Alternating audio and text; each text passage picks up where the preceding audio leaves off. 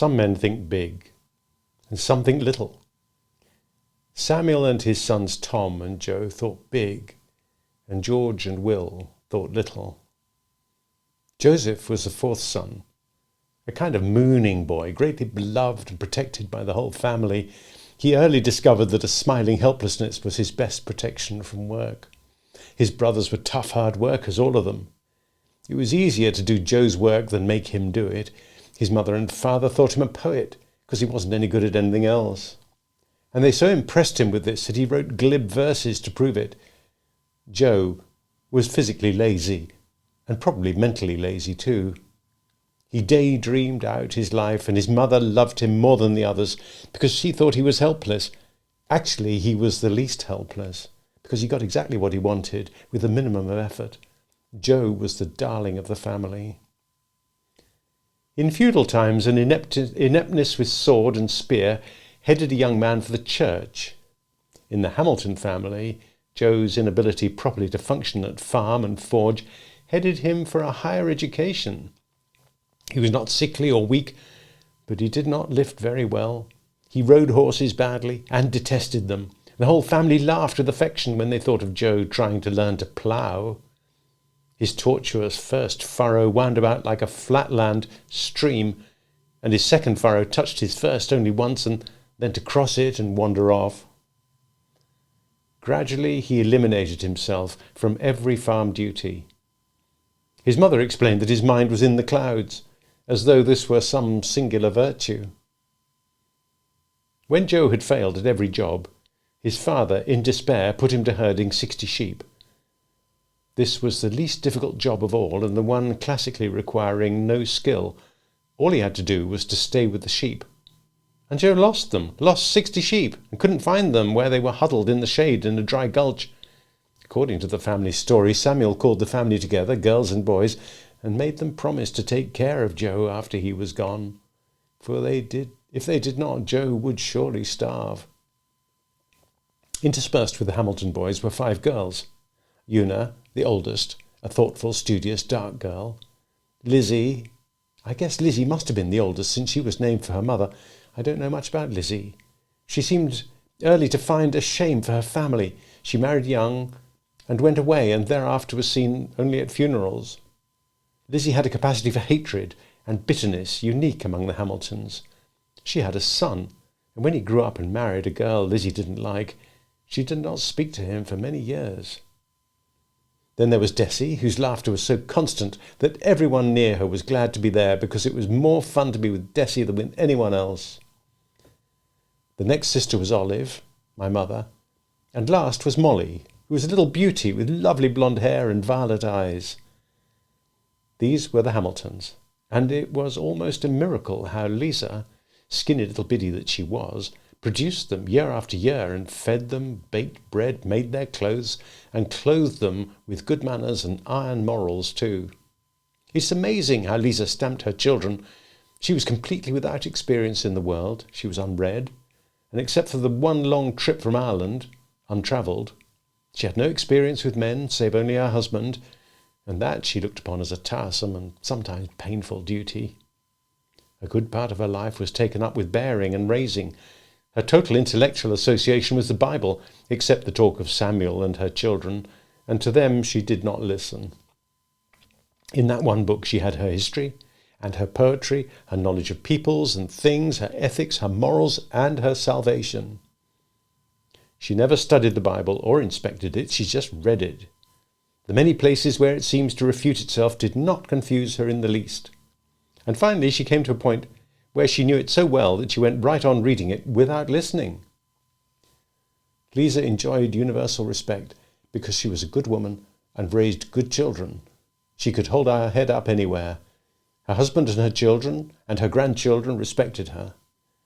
There was a nail-hard strength in her, a lack of any compromise, a rightness in the face of all opposing wrongness, which made you hold her in a kind of awe, but not in warmth. Lisa hated alcoholic liquors with an iron zeal. Drinking alcohol in any form she regarded as a crime against a properly outraged deity. Not only would she not touch it herself, but she resisted its enjoyment by anyone else. The result naturally was that her husband Samuel and all her children had a good lusty love for a drink. Once when she was very ill, Samuel asked, "Lisa, couldn't I have a glass of whiskey to ease me?" She set her little hard chin. "Would you go to the throne of God with liquor on your breath? You would not," she said. Samuel rolled over on his side and went about his illness with ease. Without ease. When Lisa was about 70, her elimination slowed up and her doctor told her to take a tablespoon of port wine for medicine. She forced down the first spoonful, making a crooked face. But it was not so bad. And from that moment she never drew a completely sober breath. She always took the wine in a tablespoon. It was always medicine. But after a time she was doing over a quart a day, and she was a much more relaxed and happy woman. Samuel and Lisa Hamilton got all of their children raised and well toward adulthood before the turn of the century. It was a whole clot of Hamiltons growing up on the ranch to the east of King City, and they were American children and young men and women. Samuel never went back to Ireland, and gradually he forgot it entirely. He was a busy man. He had no time for nostalgia. The Salinas Valley was the world. A trip to Salinas, 60 miles to the north at the head of the valley, was event enough for a year, and the incessant work on the ranch, the care and feeding and clothing of his bountiful family, took most of his time, but not all. His energy was large. His daughter Una had become a brooding student, tense and dark. He was proud of her wild, exploring mind. Olive was preparing to take county examinations after a stretch in the secondary school in Salinas. Olive was going to be a teacher, an honour like having a priest in the family in Ireland. Joe was to be sent to college because he was no damn good at anything else. Will was well along the way to accidental fortune. Tom bruised himself on the world and licked his cuts. Dessie was studying dressmaking, and Molly, pretty Molly, would obviously marry some well-to-do man. There was no question of inheritance. Although the Hill Ranch was large, it was abysmally poor. Samuel sunk well after well and could not find water on his own land. That would have made the difference. Water would have made them comparatively rich. The one poor pipe of water pumped up from deep near the house was the only source. Sometimes it got dangerously low, and twice it went dry. The cattle had to come from the far fringe of the ranch to drink and then go out again to feed. All in all, it was a good, firm-grounded family, permanent and successfully planted in the Salinas Valley, not poorer than many and not richer than many either. It was a well-balanced family with its conservatives and its radicals, its dreamers and its realists. Samuel was well pleased with the fruit of his loins. Chapter 6. After Adam joined the army and Cyrus moved to Washington, Charles lived alone on the farm. He boasted about getting himself a wife, but he did not go about doing it by the usual process of meeting girls, taking them to dances, testing their virtues or otherwise, and finally slipping feebly into marriage. The truth of it was that Charles was abysmally timid of girls. And like most shy men, he satisfied his normal needs in the anonymity of the prostitute. There's a great safety for a shy man with a whore. Having been paid for and in advance, she's become a commodity, and a shy man can be gay with her and even brutal to her. Also, there's none of the horror of the possible turn-down which shrivels the guts of timid men. The arrangement was simple and reasonably secret. The owner of the inn kept 3 rooms on his top floor for transients, which he rented to girls for 2-week periods. At the end of 2 weeks, a new set of girls took their place. Mr. Hallam, the innkeeper, had no part in the arrangement.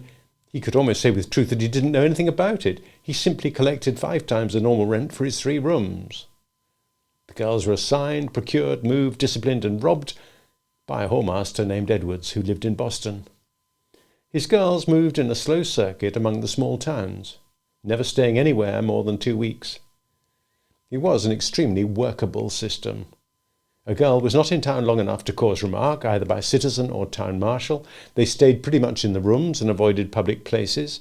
They were forbidden on pain of beating to drink or make noise or to fall in love with anyone. Meals were served in their rooms, and the clients were carefully screened. No drunken man was permitted to go up to them. Every 6 months, each girl was given 1 month of vacation to get drunk and raise hell. On the job, let a girl be disobedient to the rules, and Mr. Edwards personally stripped her, gagged her, and horsewhipped her within an inch of her life. If she did it again, she found herself in jail, charged with vagrancy and public prostitution.